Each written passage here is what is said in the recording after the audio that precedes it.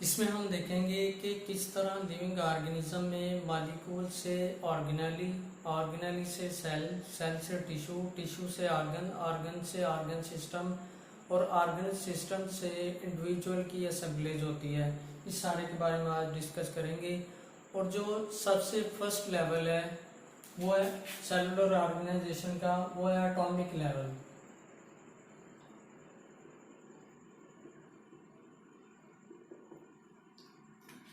कोई भी living organism या नॉन लिविंग थिंग है वो मैटर से मिलकर बनी होती है। मैटर क्या है? जो चीज़ जगह घेरे और वेट रखे।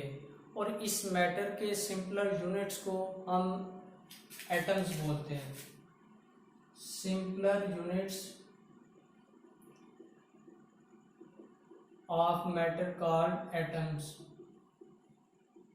और इन एटम्स में प्रोटॉन पाए जाते हैं जिसपे पॉजिटिव चार्ज होता है, इलेक्ट्रॉन पाए जाते हैं जिसपे नेगेटिव चार्ज होता है, और न्यूट्रॉन पाए जाते हैं जिसपे कोई भी चार्ज नहीं होता, मतलब न्यूट्रल होते हैं। और सेकंड पे जो सेलुलर ऑर्गेनाइजेशन का लेवल है उसे हम बायो एलिमेंट्स कहते हैं। बायो एलिमेंट्स सेम टाइप के जब एटम्स मिलेंगे तो वो एक ऐसा सब्सटेंस बना देंगे जिसमें एबिलिटी होगी किसी दूसरे सब्सटेंस के साथ रिएक्ट करने की, उसे हम एलिमेंट्स बोलते हैं। यहाँ भी बात हो रही है बायो एलिमेंट्स की, तो ऐसे एलिमेंट्स जो लिविंग ऑर्गेनिज्म में या लिविंग थिंग में पाए जाएं उसे हम बायो एलिमेंट्स कहते हैं। 16 बायो एलिमेंट्स हैं जो कि ह्यूमन बॉडी का हिस्सा होते हैं या ह्यूमन बॉडी बनाते हैं। इन 16 में से भी 6 जो बायो एलिमेंट्स हैं वो 99% बॉडी का बनाते हैं, जिसमें ऑक्सीजन 65% है, कार्बन 18% है, हाइड्रोजन 10% है, नाइट्रोजन 3% है, फास्फोरस 1% है, कैल्शियम 2% है। उसके बाद बाकी जो 10% बचते हैं, 10 एलिमेंट्स बचते हैं, वो ओनली 1% बॉडी का बनाते हैं, जिसमें मैग्नीशियम है, आयरन है, पोटाशियम है और मैग्नीज है। उस बाकी ट्रेस एलिमेंट्स हैं जिनकी जो क्वांटिटी है वो टाइप ऑफ लिविंग ऑर्गेनिज्म के एतबार से वेरी करती है। और जब ये एलिमेंट्स आपस में ज्वाइन होंगे with the help of chemical bond तो वो बना देंगे मॉलिक्यूल्स। मॉलिक्यूलर लेवल जब डिफरेंट टाइप के एलिमेंट्स आपस में ज्वाइन होंगे with the help of chemical bond तो वो मॉलिक्यूल्स बना देंगे। मॉलिक्यूल को अकॉर्डिंग टू साइज इसे 2 मेजर टाइप्स में डिवाइड किया गया है। एक है माइक्रो और दूसरी है मैक्रो।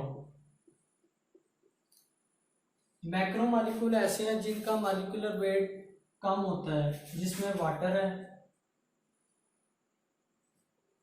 कार्बन डाइऑक्साइड है। और मैक्रो मॉलिक्यूल ऐसे हैं जिनका मॉलिक्यूलर वेट ज्यादा होता है, जिसमें पॉलीमर्स है। पॉलीमर्स में स्टार्च है, सेलुलोज है, ग्लाइकोजन है, लिपिड्स है और प्रोटीन्स वगैरह है। मॉलिक्यूल्स को उसमें मौजूद एलिमेंट की बेस पे भी डिवाइड किया जाता है 2 टाइप्स में, जिसमें ऑर्गेनिक मॉलिक्यूल्स हैं और इनऑर्गेनिक मॉलिक्यूल्स हैं। ऑर्गेनिक मॉलिक्यूल कौन से हैं? जिनमें कार्बन और हाइड्रोजन इकट्ठे मौजूद हो, जिनमें कार्बन और हाइड्रोजन सेम टाइम में पाए जाएं उसे हम ऑर्गेनिक मॉलिक्यूल कहते हैं। जैसे ग्लूकोज है C6H12O6। और इनऑर्गेनिक मॉलिक्यूल ऐसे हैं जिनमें कार्बन और हाइड्रोजन इकट्ठे मौजूद ना हो, जैसे कार्बन डाइऑक्साइड है, इसमें कार्बन तो है लेकिन हाइड्रोजन नहीं पाया जा रहा है, इसलिए हम इन्हें इनऑर्गेनिक कहते हैं। उसके बाद वाटर है, इसमें हाइड्रोजन तो है लेकिन कार्बन नहीं पाया जा रहा है, इसलिए हम इसे इनऑर्गेनिक मॉलिक्यूल बोलते हैं। उसके बाद फोर्थ पे जो सेलुलर ऑर्गेनाइजेशन का लेवल है उसे हम सेल लेवल बोलते हैं, सेल लेवल। जब डिफरेंट टाइप के मॉलिक्यूल आपस में ज्वाइन होंगे तो वो एक स्पेसिफिक स्ट्रक्चर बना देंगे जिसे हम ऑर्गेनेली बोलते हैं। डिफरेंट मॉलिक्यूल्स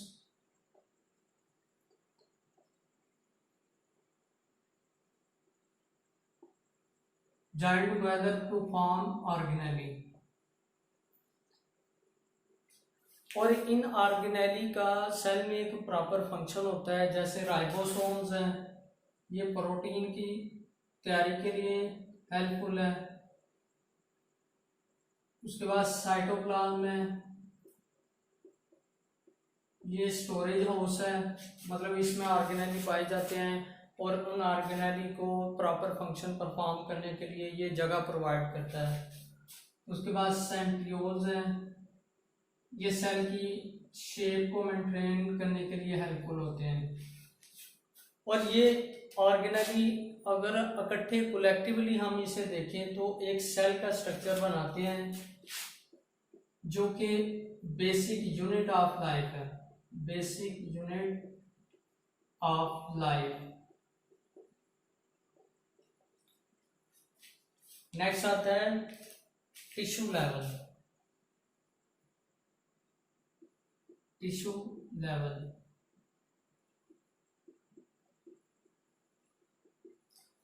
जब सिमिलर सेल आपस में ज्वाइन होंगे तो वो एक लूज शीट बना देंगे जिसे हम टिश्यू कहते हैं, और उस टिश्यू का लिविंग ऑर्गेनिज्म में एक स्पेसिफिक फंक्शन होता है। जैसे एनिमल्स में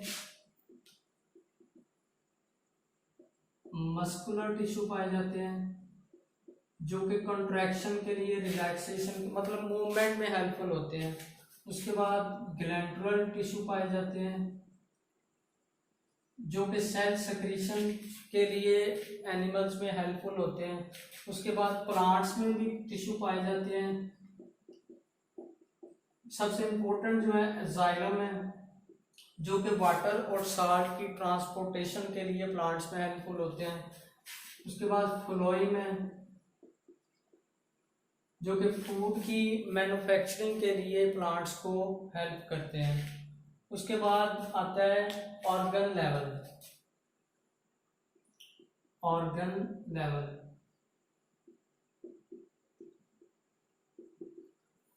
जब डिफरेंट टाइप के टिश्यू आपस में ज्वाइन होंगे, असेंबल होंगे, तो वो एक प्रॉपर फंक्शन बना देंगे, प्रॉपर स्ट्रक्चर बना देंगे जिसे हम ऑर्गन कहते हैं। और हर ऑर्गन का सेल में एक स्पेसिफिक फंक्शन होता है।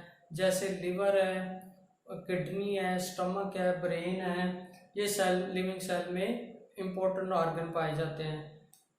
सबसे जो इम्पोर्टेंट है और स्टमक का हम पढ़ते हैं। स्टमक फूड की डाइजेशन के लिए हेल्पफुल है, फूड डाइजेशन। और स्टमक में दो टाइप के टिश्यू पाए जाते हैं, एपिथेलियल टिश्यू। एपिथेलियल टिश्यू क्या करते हैं, गैस्ट्रिक जूस सेक्रेट करते हैं जो कि फूड के साथ मिक्स होके फूड की डाइजेशन के लिए या फूड की में मौजूद जो लार्जर मॉलिक्यूल हैं उनकी ब्रेकडाउन के लिए हेल्पफुल होता है। उसके बाद मस्कुलर टिश्यू पाए जाते हैं जो कि कंट्रैक्शन के लिए या स्टमक की वॉल्स को कंट्रैक्ट रिलैक्स करने के लिए हेल्पफुल है। मतलब चर्निंग प्रोसेस, फूड की चर्निंग प्रोसेस के लिए ये स्टमक में मस्कुलर टिश्यू हेल्पफुल होते हैं। उसके बाद आता है organ system level, organ system level.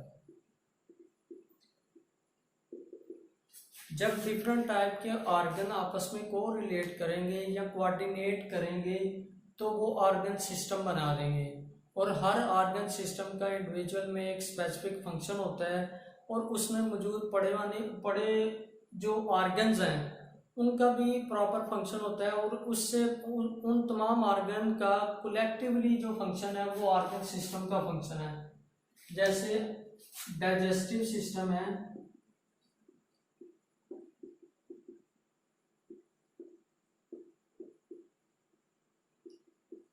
इसमें mouth, pharynx, stomach, small intestine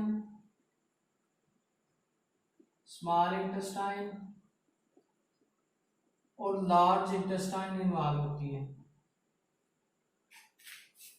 और ये तमाम जो स्ट्रक्चर है, माउथ है, फेरिंग्स है, स्टमक है, स्मॉल इंटेस्टाइन है, लार्ज इंटेस्टाइन, ये डाइजेस्टिव सिस्टम के जो स्पेसिफिक फंक्शन है उसको कैरी ऑन करवाने के लिए हेल्पफुल होते हैं। डाइजेस्टिव सिस्टम का फंक्शन क्या है? ये फूड की डाइजेशन करता है।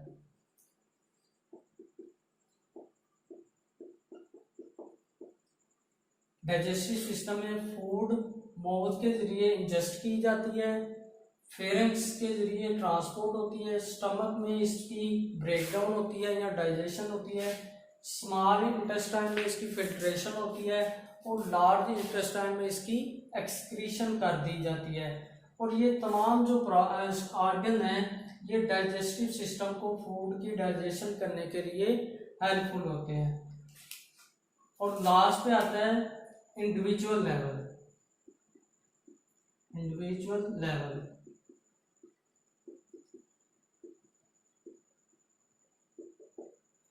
जब डिफरेंट टाइप के डाइजेस्टिव सिस्टम लिविंग ऑर्गेनिज्म में कोरिलेट करेंगे, कोऑर्डिनेट करेंगे, तो वो एक इंडिविजुअल, प्रॉपर इंडिविजुअल बना देंगे जिसका एक लिविंग ऑर्गेनिज्म में या जिसका एक इन्वायरमेंट में एक रोल होता है स्पेसिफिक। और इसमें मुख्तलिफ टाइप के डाइजेस्टिव सिस्टम पाए जाते हैं, जैसे ऑर्गन सिस्टम पाए जाते हैं जिनका एक स्पेसिफिक फंक्शन होता है। जैसे नर्वस सिस्टम है, नर्वस सिस्टम जो कि पैगामात की रसाई के लिए या मैसेज को रिसीव करने के लिए, स्टिमुलस को क्रिएट करने के लिए ये हेल्पफुल है। उसके बाद एंडोक्राइन सिस्टम पाया जाता है,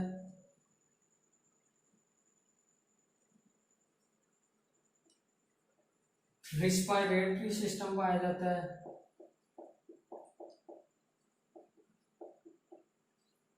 डाइजेस्टिव सिस्टम पाया जाता है।